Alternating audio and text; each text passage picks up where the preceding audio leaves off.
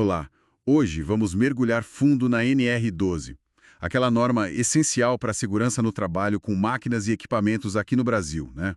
Isso mesmo. A fonte é a própria norma, claro. E a nossa ideia aqui é extrair as obrigações principais, aquilo que toda empresa precisa, sim, ficar de olho para cumprir. Exatamente. A NR12, ela dá as diretrizes técnicas, né?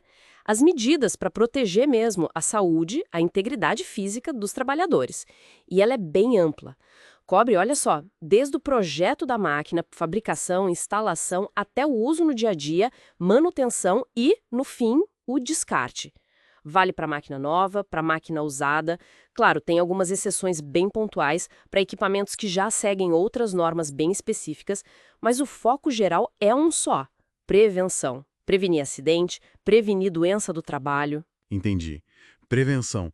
Então, na prática, assim, no chão de fábrica, como que isso começa? Quais são as primeiras coisas que a empresa precisa garantir? Bom, começa pelo básico do básico: o arranjo físico e as instalações. Onde a máquina está, sabe? O local, né? Isso. O piso, por exemplo, tem que ser adequado, limpo, sem buraco, nada que faça alguém tropeçar. Ferramentas, materiais, tudo organizado, cada coisa no seu lugar. Nada de bagunça atrapalhando e criando risco. E a máquina em si, se for daquelas fixas, estacionárias, ela tem que estar estável, bem presa, para não ter perigo dela se mover sozinha, né? Faz sentido. E para verificar isso? É só olhar? A inspeção visual ajuda muito, claro. Ver a organização do lugar, se o piso está ok, se a máquina está firme. Mas dependendo da máquina, pode precisar de documento da fundação, da fixação, especialmente se for uma máquina instalada depois de 2010. É uma evidência objetiva importante. Certo. E um ponto que sempre preocupa muito, a parte elétrica. Isso costuma dar muito problema, né? Demais, é super crítico. A NR12 pega firme nisso. Os circuitos elétricos têm que ser seguros para evitar choque, claro, mas também incêndio, explosão. Isso significa ter, por exemplo, um bom aterramento, aquela ligação com a terra para segurança. Os fios, os cabos precisam estar protegidos, bem instalados, nada de fio solto ou gambiarra. Aham. Os quadros de energia também, seguros, identificados, trancados quando necessário. E, claro, dispositivos para proteger contra sobrecarga, curto-circuito, disjuntores fusíveis adequados. E como a gente comprova isso? Além de olhar. Aí entram os documentos. Os diagramas elétricos são fundamentais e têm que estar atualizados. Os registros de manutenção preventiva da parte elétrica também são uma evidência importante e mostram que a empresa cuida disso. Ok, máquina no lugar, eletricidade segura e a operação.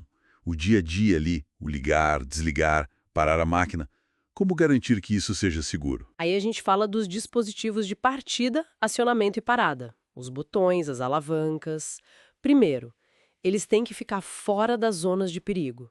O operador não pode precisar colocar a mão onde não deve para ligar ou desligar a máquina. Entendi. Segundo, eles têm que ser feitos de um jeito que evite acionamento acidental. Sabe, por um esbarrão ou alguma coisa caindo em cima. Ah, sim. Para não ligar sem querer, né? Exato. E o mais importante, talvez, os dispositivos de parada de emergência. Aqueles botões vermelhos, geralmente. Eles precisam estar super visíveis, fáceis de alcançar de qualquer ponto de operação. E quando você bate ali, a máquina tem que parar na hora. E essa parada de emergência tem que prevalecer sobre qualquer outro comando que esteja ativo. E tem casos que precisa de mais coisa, né? Tipo, usar as duas mãos. Sim. Para certas operações, tipo imprensas, guilhotinas, a norma exige o comando bimanual. O operador precisa usar as duas mãos ao mesmo tempo para acionar a máquina. Isso garante que as mãos dele estejam longe da área de risco. E a prova disso? Testar na hora. Testar é fundamental. Fazer testes funcionais para ver se o botão de emergência está parando mesmo, se o bimanual está funcionando, olhar o layout da máquina, consultar os manuais, tudo isso ajuda a verificar. Agora, vamos para a parte que talvez seja a mais visual. As proteções físicas. As grades, as portas, as barreiras. Como a NR12 trata disso?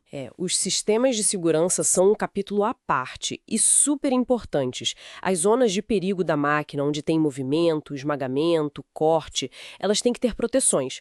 Podem ser proteções fixas, tipo uma grade bem parafusada, que só sai com ferramenta, ou podem ser proteções móveis, como uma porta ou uma tampa. E se for móvel, tipo uma porta que eu preciso abrir para alimentar a máquina? Aí que está o pulo do gato. Se essa proteção móvel dá acesso a uma área de risco, ela precisa ter o que a gente chama de intertravamento. Intertravamento. O que é isso exatamente? É um sistema, geralmente com um sensor, que detecta se a proteção foi aberta. E ao detectar, ele manda um sinal para a máquina parar antes que a pessoa consiga enfiar a mão lá dentro ou alcançar a zona de perigo.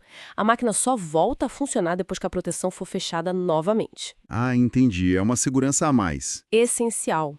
E o design dessas proteções também é detalhado na norma. Elas têm que ser resistentes, não podem ter cantos vivos ou criar outros riscos, tem que impedir o acesso à zona de perigo mesmo por aberturas ou por cima e tem que ser difícil de burlar, de enganar o sistema. E como verificar se está tudo certo com as proteções? Inspeção visual, claro, testar os entravamentos.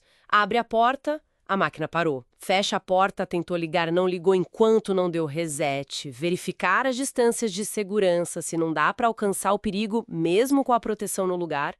E em sistemas mais complexos, pode ser necessário ter o projeto desse sistema de segurança documentado. Uau! É bastante coisa só na máquina em si, mas não para por aí, né?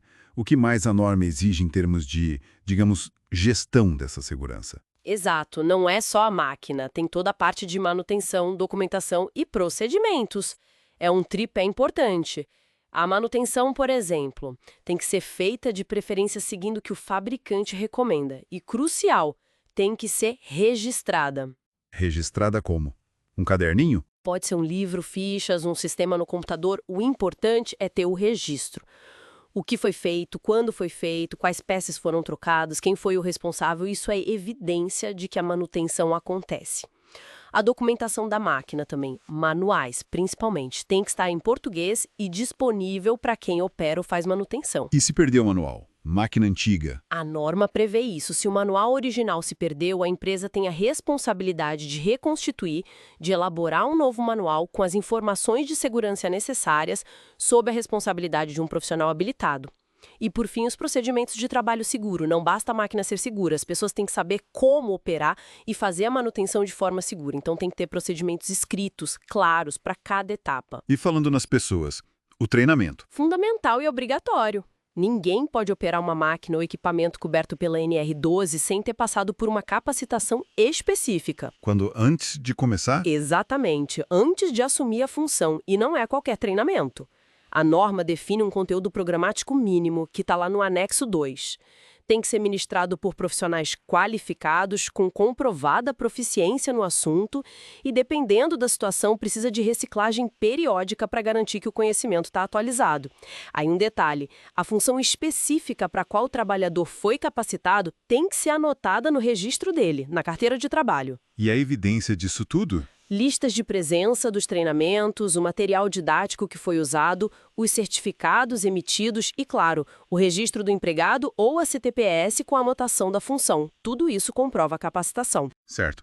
Então, juntando todas essas peças, qual seria a mensagem central para uma empresa que quer, de fato, estar em dia com a NR12? Olha, a mensagem é que a conformidade com a NR12 exige uma visão completa, sabe? É um sistema integrado. Não adianta só botar uma grade na máquina se a instalação elétrica está um perigo, ou se quem opera não sabe os riscos, ou se a manutenção é esquecida. É preciso cuidar de tudo. Desde a instalação física e elétrica segura, passando pelos comandos de operação claros e confiáveis, as proteções físicas eficazes, até chegar na manutenção rigorosa, na documentação completa e atualizada e na capacitação contínua dos trabalhadores. E a base para organizar tudo isso, para saber onde atacar primeiro, é uma boa apreciação de riscos. Entender onde estão os perigos em cada máquina e definir as melhores formas de controle. E só para reforçar um ponto que permeou a nossa conversa, a documentação. Tudo isso que falamos, manuais, registros de manutenção, procedimentos, certificados de capacitação, projetos, a própria apreciação de risco, Tudo isso gera documentos. E esses documentos são as evidências objetivas. São eles que, numa fiscalização ou auditoria, vão comprovar que a empresa está fazendo a parte dela. Sem papel, sem registro, fica difícil provar. Perfeito. Fica então, talvez, uma reflexão final para quem nos ouve. Como podemos transformar o cumprimento da NR12, deixar de ser só um item, num checklist, uma obrigação legal a ser cumprida, e passar a ser algo internalizado, um valor real dentro da empresa? Como fazer essa segurança, pensada desde o projeto e vivida no dia a dia, impactar positivamente a cultura e, claro, os resultados de segurança, protegendo vidas?